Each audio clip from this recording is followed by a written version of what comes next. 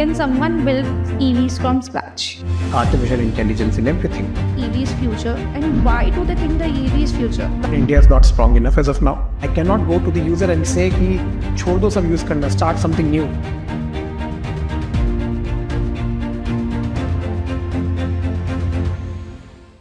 Hello everyone, my name is Muskan Kashmiri and today we are doing a podcast on EV myths.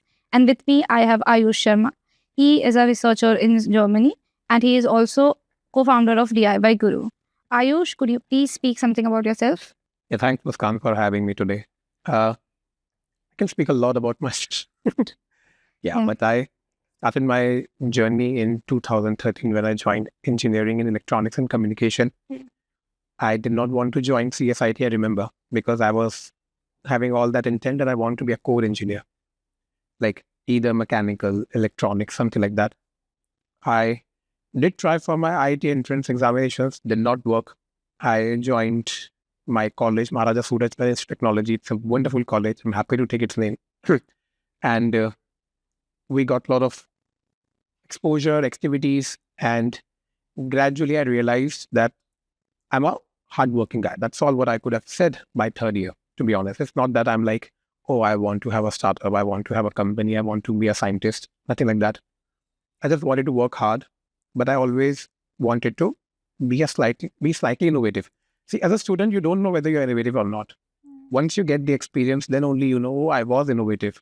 But while you're a student, like if you are a student and you're listening to me, you cannot really find out whether you are having that innovation bit or not.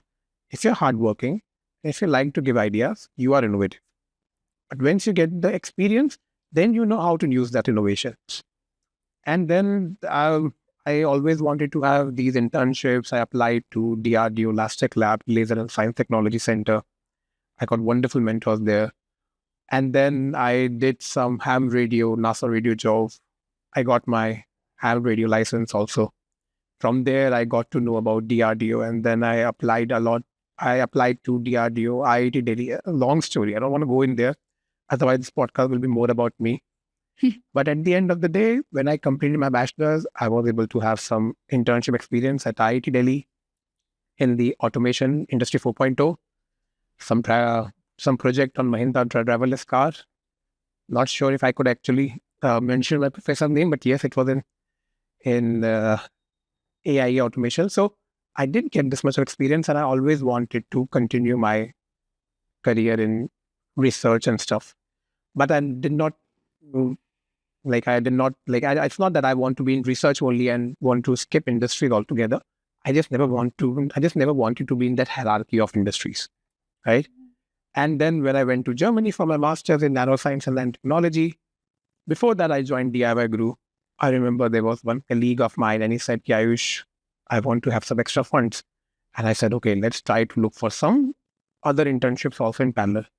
I joined DIYguru as an unpaid intern. We used to get stipend when we used to perform something, used to conduct some trainings. 10,000, 12,000, what I used to get, absolutely good. IIT Delhi, I worked for about a year, unpaid intern. And I got stipend for 3 months, 15,000. And then I went to Germany. I think this was good enough for me to get the experience to be in Germany. Because Germany, free education, research-based, loved that profile as a country. And then I started my master's, nanoscience and nanotech. Studied a lot again. That's all Indians can do the best. They are really hardworking.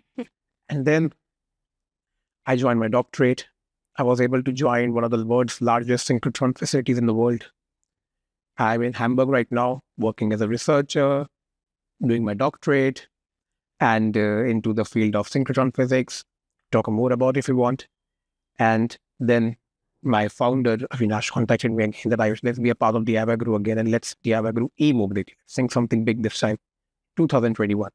I joined, and since then we are trying to make the difference we want to see in the world. As a person, as a scientist, or as an entrepreneur, or how do I say, as a sciencepreneur, scientist and entrepreneur. Love this term. And what difference I can bring so that. What does it mean? Science and entrepreneur, scientist, and what is when you combine innovation with science, innovation as an entrepreneur to serve your users, but with a scientific background, with a scientific mindset. If you say, I want to develop an EV right now, Either you can think as a user, or you can think as someone coming from an industry, or you can think someone coming from the government, or you can think as a scientist. I say think as a scientist first, then work as an engineer. This always helps. This always helped me. So maybe I'll explain you with my other questions that how can you actually define the different personas of e-mobility? So yeah, So through my understanding, like you understand the entire ecosystem of EV. we have to understand the entire ecosystem. See, we are not trying to just train people. We are trying to support the India vision of e-mobility. India has promised the world that by 2030, we are going to have minimum X% of EV penetration. Now, this X% keeps on changing. See, if I say right now 40%, there'll be a figure of different number. Government keeps on changing the same schemes. So some minimum X% is something government has promised to the world. This is promised by our Prime Minister in 2016, I think, for the conferences in UK, London. And India has promised that by 2070, we'll be all electric. The government keeps changing the number of how the penetration is going to be, right? So why do you think they're doing this? Okay, do they think that the EV is future? And why do they think the EV is future? Why not some other energy? See, whenever we have any technology growth at the global level, there are two possibilities. Technology by innovation, technology by need. I feel AI is more like technology by innovation. Why? Maybe we do not need artificial intelligence in everything, but we are still having. Yeah. Because AI is growing out of pure motivation from these great minds, engineers, developers and all. Electric vehicle e-mobility is not from innovation. It's technology by need. Our government right now is not saying that we are doing something unique by promoting EV. The world has accepted that we have to make things better. We have to make a better world, a greener place to live in. And what can we do? We have developed batteries almost 120, 130 years ago. The first battery was manufactured in, I don't remember the year exactly, it was like early 90s or even before that. And why we are talking about batteries right now? Because now in the past 10 years, we are able to reduce the cost of battery by more than 500%. The cost of battery has reduced drastically because we have to. We have to work on the technology to make sure the world can go towards electrification. So let's talk about a bit upper level. EV is the lower level system. Let's talk about the upper level. EV is more on the lower level. If we talk about EV at an upper level, it is like e-mobility. So if I'm training my students, I should not say you are going to be trained in EV. I will say you're going to be trained in e-mobility. I'll tell you the difference. Right now we have batteries. Now you might ask me, Aayush, what about the hydrogen fuel cell? So do you think I need to create more training programs in hydrogen fuel cell? Do you think I would create more professionals and engineers in hydrogen fuel cell? I cannot do it. We have to train the same people. Now, how will I make sure that the same guy who is right now having no EV information will be trained in EV and then will be able to work in hydrogen fuel cell also? The technology is changing every 5 years. Yeah. I don't know after 5 years what will be the state of the art technology. But what I have to make sure is if I'm training someone, if I'm educating someone, then will my students be able to work on that technology after getting education from my side? Or will they be able to work on something new? After hydrogen fuel cells, maybe something new will come into the picture. Something will come. That's for sure. Government is not the only one promoting. The world is promoting. Yeah. Because EVs are providing that next generation technology without disrupting the user. I cannot go to the user and say, ki, chhod do sab use karna, start something new. EV has provided me that journey, right? Electrification has provided me that transition from IC to EV. You cannot really look at a car and say that is this pure EV or hybrid or IC. This is important for the users. So the world is promoting EV at all levels. E-mobility, green energy, sustainability, it all started with UN Sustainable Development Goals. It's a big picture. At the user level, we call it EV, but yes, something beyond. At the government level, it's more than that. Do you think with our government promoting EVs and even the consumer accepting the fact that the EV is going to be future? Because a lot of people now, even in normal discussion, they do say, okay, if in future I should buy a EV or anything like that. Do you think in terms of marketing, like our industry, EV industry, have enough supply to provide all these users? And forget about supply. Can we cater this once these like bikes, cars, or anything come into the market? Can we help them maintain these EVs or this vehicle to say and sustain it in some way, right? Because again, there's a question: if suddenly everyone goes EV, then we have like previous cars as well, which are like traditional cars that will go to scrap. That is again a issue, right? So how the transition should be, and how we should sustain it, and how we should not, like a good way to use EV eventually. If I want to develop an EV system, it's not just creating EV vehicle. It is creating the e-mobility ecosystem. Now let's talk about this industry level persona. As an industry, what do I need? I need my user to accept me. As a user, what do I need? I need a technology which is trustworthy, which is able to provide me enough support in terms of technology. As an engineer, as a student, what do I need? I need a safe, growing technology area where I can be skilled so that I can get jobs. You think EV is that area? EV has to be that area. This question is already outdated. Yeah. Whether EV is or not. EV has to be. And EV is not restricted to only batteries. It is going beyond that. If you just talk about the research in battery, it is so much that we need to make a movie of 3 hours. And that's also not going to be enough. We go with the fuel cells. We go with the ultra capacitors. We go with huge set of domains. Now, coming to your question that what do we need to sustain EV? We need a lot of manpower. We need a lot of skilled professionals. Why? Because according to the latest report by Niti Aayog, EV will create some 10 million direct indirect jobs by 2030. It's a big number. When I say 10 million direct indirect, it means either I will be working directly in EV sector or I will be working into something that is related to the electrification. Electrification could be of anything. Could be of machine, it could be of fuel engine, could be an IC vehicle, could be of servicing, dealership, repair segment, everything. Do you think we have enough human resource to cater this change? We don't even have half of what we need. That's about, we don't even have 25% of what we need. Give me a reason why we are not having charging stations everywhere in the country right now. One, the grid in India is not strong enough as of now. We have to work a lot on the grid level. I cannot charge 5,000 EV cars right now in one city. The level of the load on my grid will be too much. So I need a lot of engineering on that. I need a lot of manpower to set up the charging stations. I need a lot of skilled professionals to develop some such level of charging systems. I need a lot of manpower. Now, manpower at the blue collar, at the white collar, whatever you say, there is a huge requirements. Companies, Tesla, BYD is coming to India. What else do we need? Can someone build EVs from scratch? From basic? That's exactly what someone needs to do. Start with welding with me, and then you complete with the powertrain. I'm talking about end to end. I'm not saying that you just make some adjustments in a already developed system. No, you make the chassis with me. You build the chassis. You design the chassis on the software. You analyze the chassis. What's a chassis? Chassis is the frame, the vehicle frame. You start with that.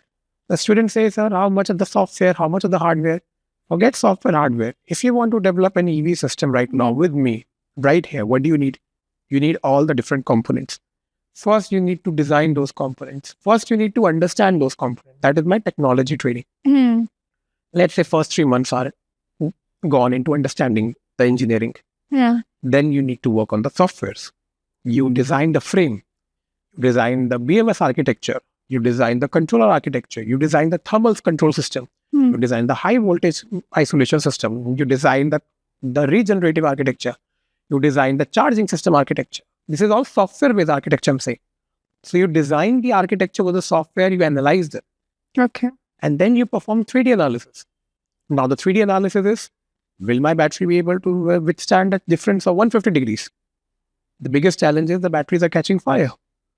The problem is I'm just exporting BMS right now from different countries and I don't know how to build my own BMS.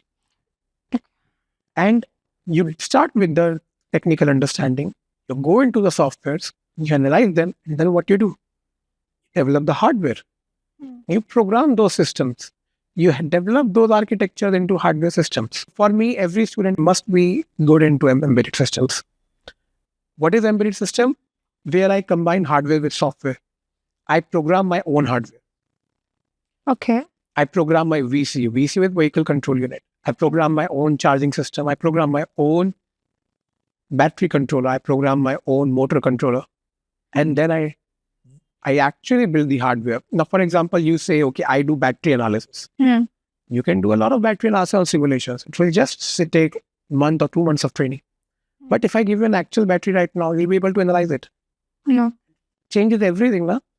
The perception has changed towards engineering.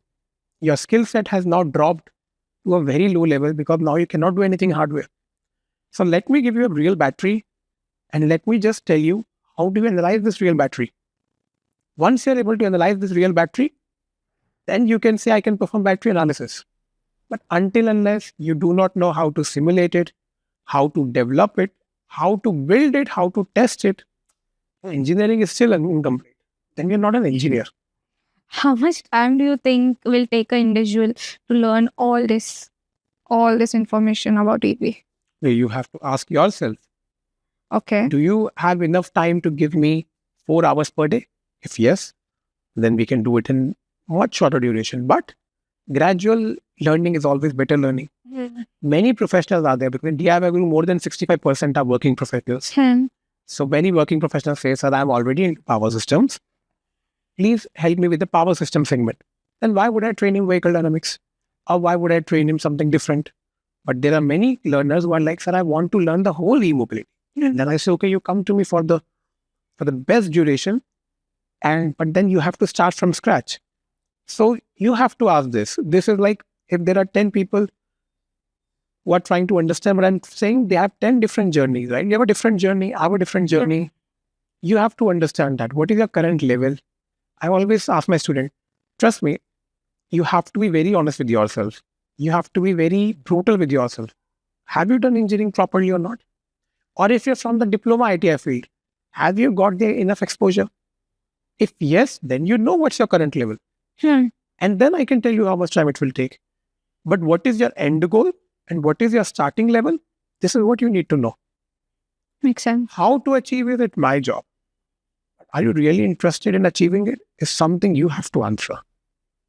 But whatever you are doing, in whichever way you are training yourself, if you're not developing that, that is not engineering.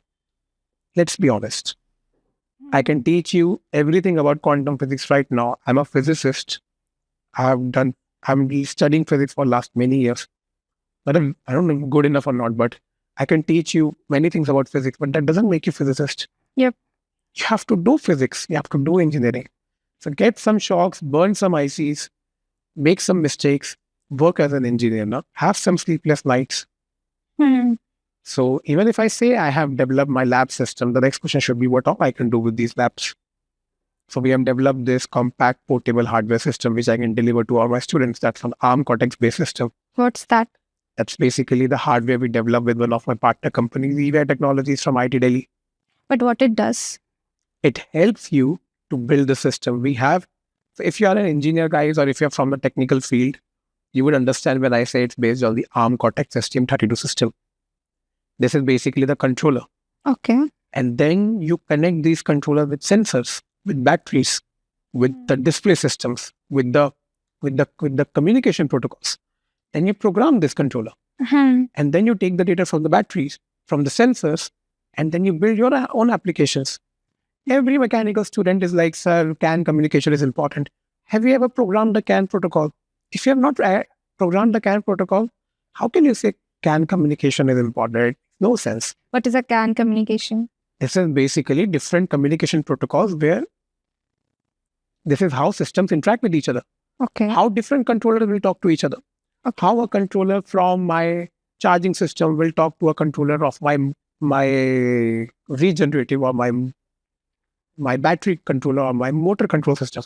How they will communicate. There has to be some laws, right? Some rules. This is basically my communication protocol. I2C, UART, USART, SPI, CAN.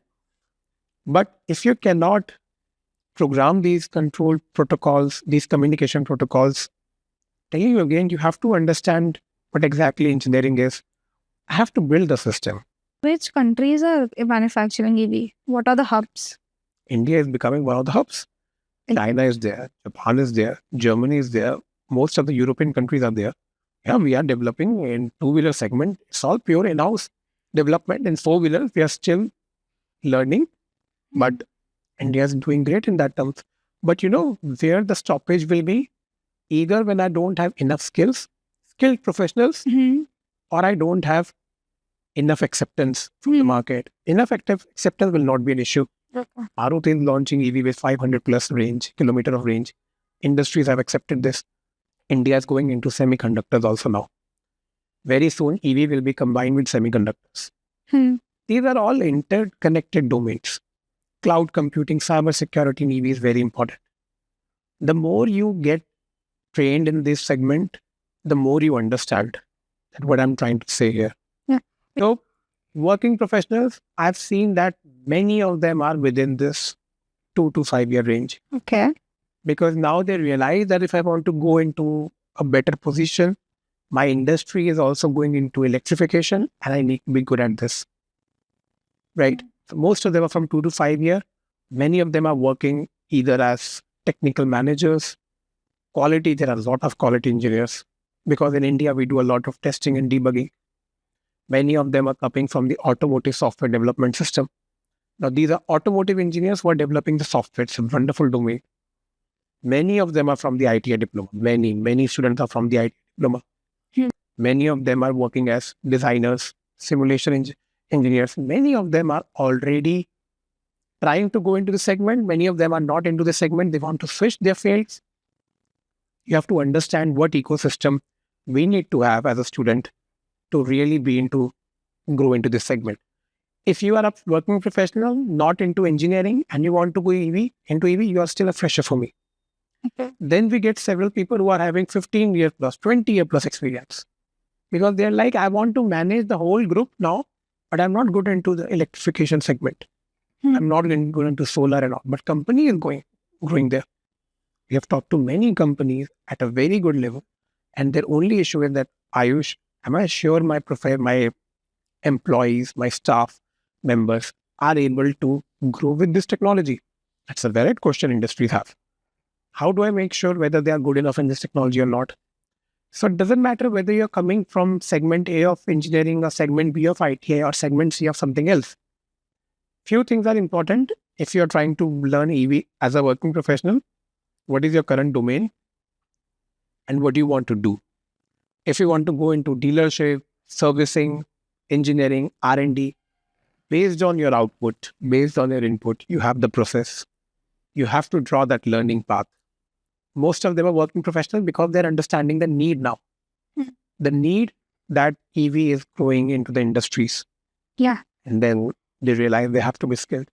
In India, we have a lot of engineers. They do engineering, but they don't end up doing anything in terms of like their own field, right? They do something at random, whatever like is the best option at that point of time. It would be like more about what is right for them. Okay.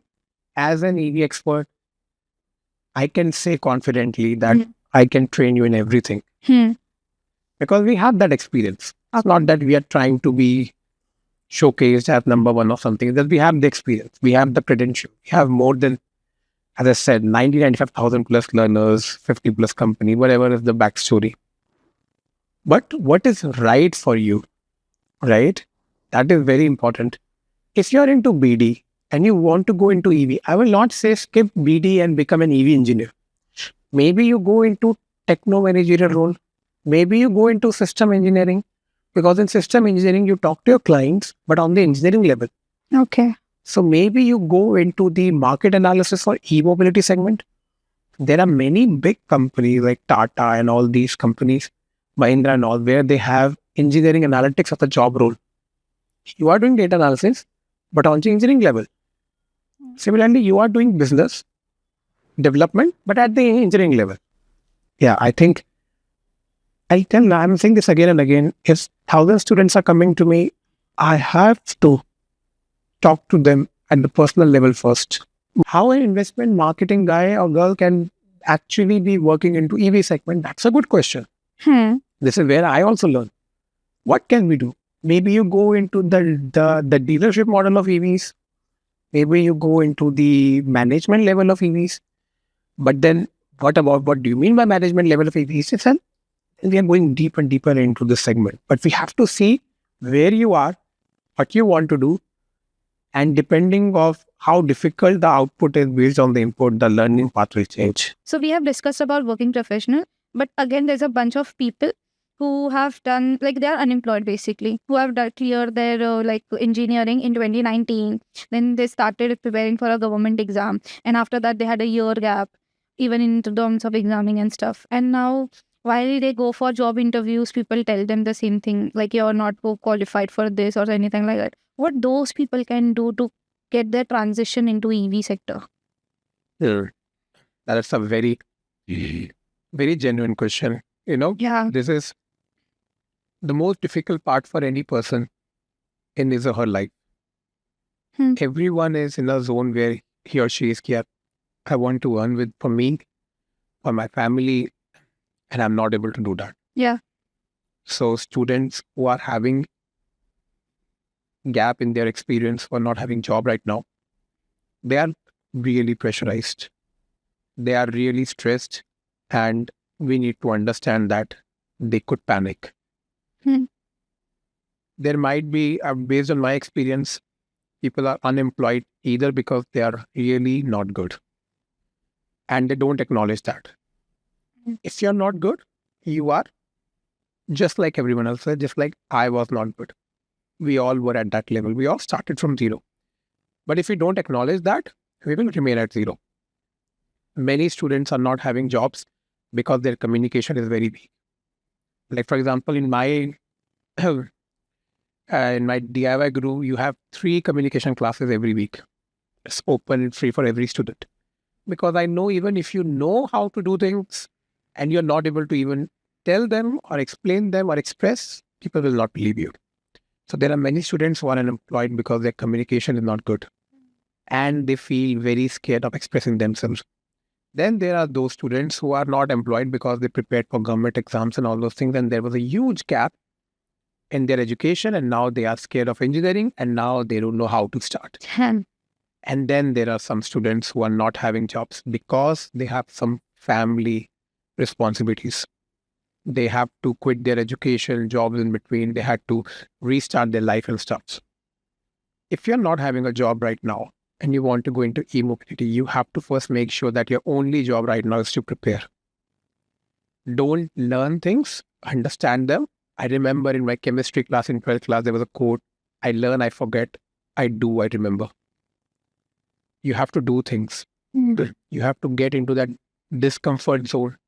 You have to acknowledge that your engineering skills are not good. Your technical skills are not good. Your communication skills are not good, so that we can work on that with you.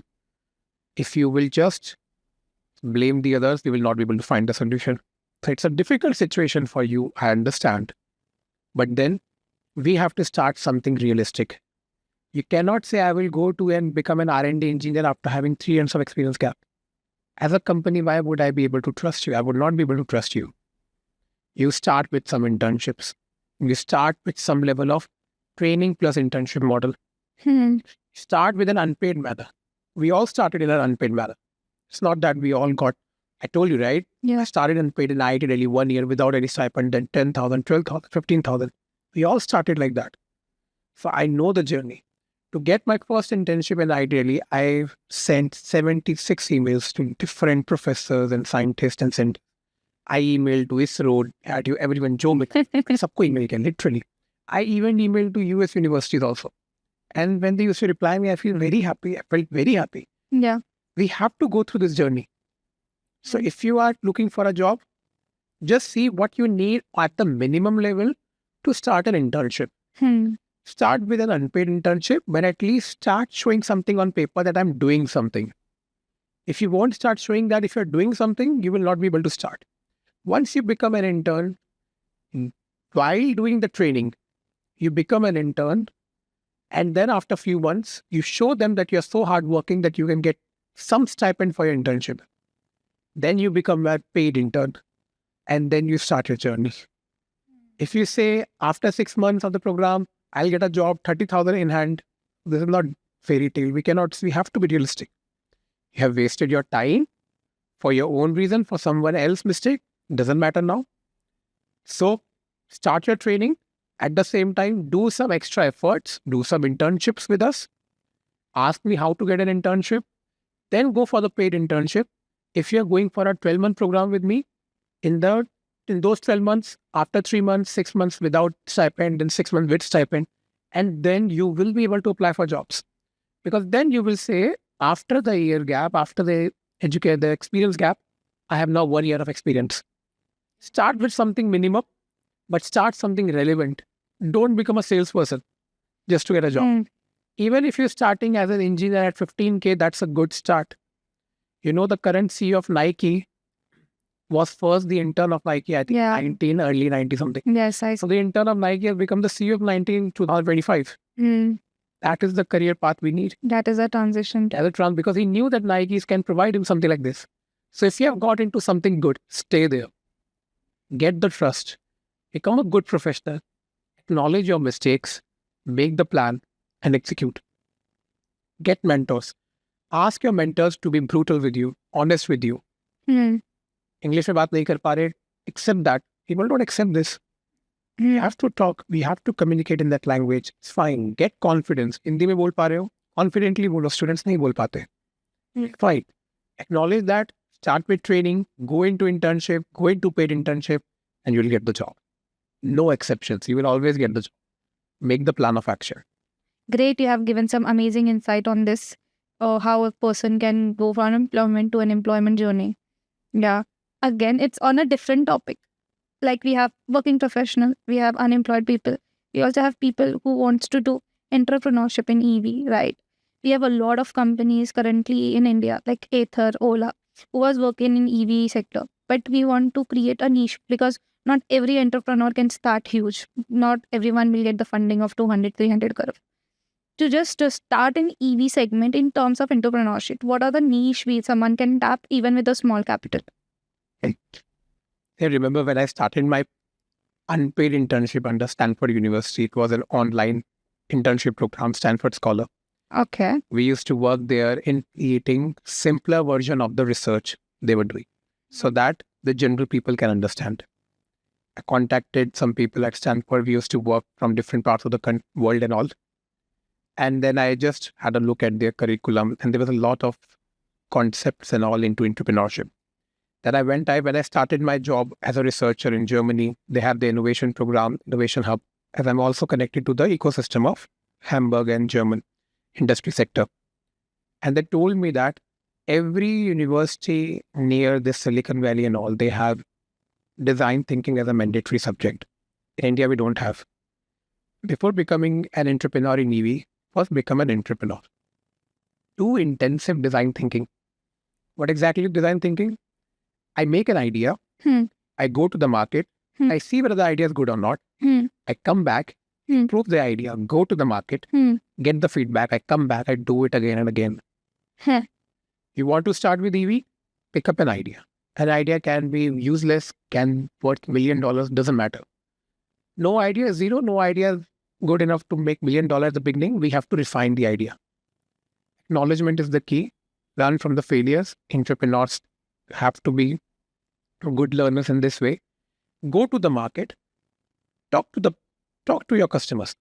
Whether your users are candidates, individuals, companies, workshops, government, talk to them.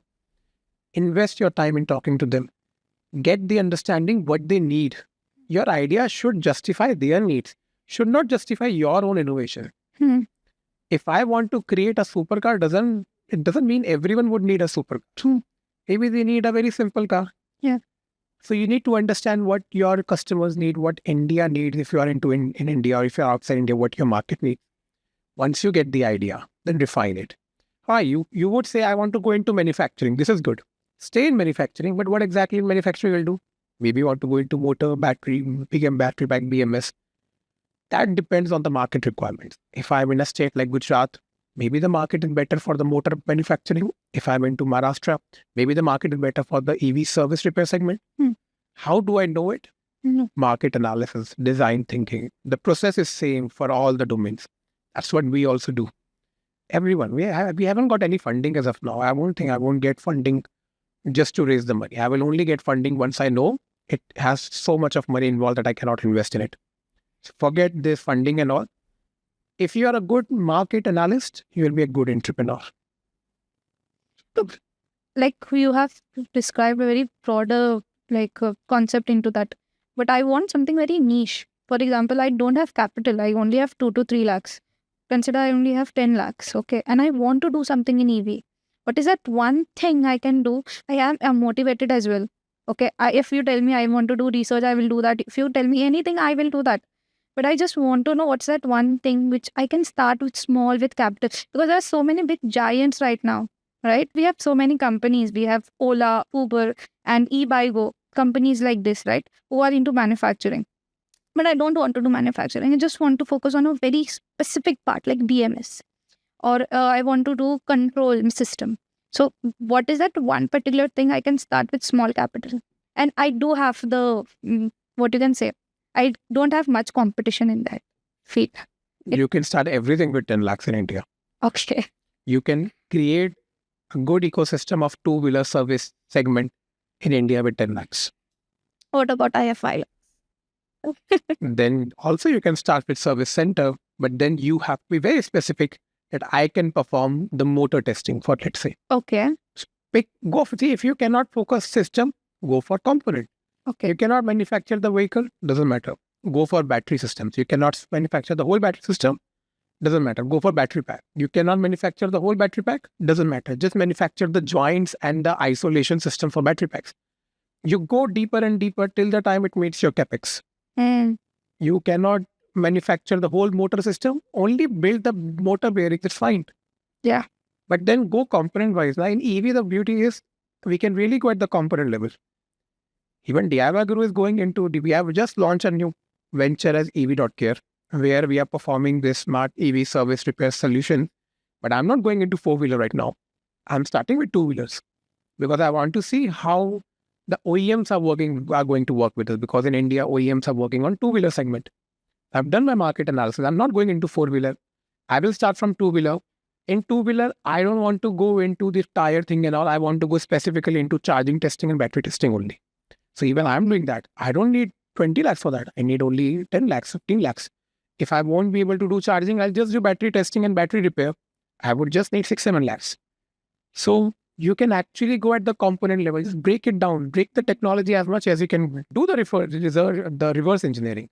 And then you know, at this charging level, maybe I can just create level 1, level 2 charger systems. That will only involve some 3 lakh system machinery. Or I can only test the level 2 charging. So you say that my company performs repair and service solution for the two-wheeler chargers. Could be. There are scanners and all where we can connect to the VCUs and take all the data sets, and you perform the testing of a vehicle, and you say, I can perform testing and debugging of all let's say Mahindra EVs, or let's say all Honda EVs. And go very specific, because Mahindra EVs have different configuration. You can only use certain scanners with them. Maruti EVs have different configuration. You don't have to say, I can analyze and repair and service every four-wheeler. But you need to have that knowledge at the engineering level, at the market level to say this. If you don't have the knowledge, you will always be at the upper level of the ocean, just trying to measure the depth with your hand. That won't work. Yeah, it makes sense. With that, we come to an end of the podcast. Okay, it was nice having this conversation with you, and hopefully we will have more of this EV conversations in future in upcoming episodes. But yeah, it was a great podcast, and I learned a lot about EV and how they work and how basically how they work and how they're shaping the future of the India in terms of mobility, right? It was great having this conversation. Thank you very much for participation. Thanks, Muskan. And you are a great speaker.